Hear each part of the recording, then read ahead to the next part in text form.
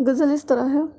इस जफ़ा का जब भी मज़ा मिलता है, इस जफ़ा का जब भी मज़ा मिलता है, कोई तुझको अगर बुरा मिलता है, मुद्दए बन के दिल बगल में रहा, मुद्दए बन के दिल बगल में रहा, काश ये दुश्मनों से जा मिलता। तेरे कोंचे में छोड़ आए थे, तेरे कोंचे में छोड़ आए थे, जिंदा रहता जो दिल तो आ मिलता। दोस्तों से तो कुछ ना निकला काम, दोस्तों से तो कुछ ना निकला काम, कोई दुश्मन ही काम का मिलता।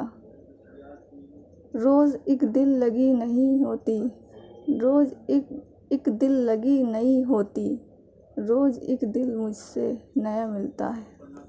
तो इस गज़ल को नवाब मिर्ज़ा ख़ां दाग ने लिखा है, जो एक मशहूर शायरों में गिने जाते हैं। उन्होंने कई सारी गज़लें लिखी थी, जिनमें से एक गज़ल ये है।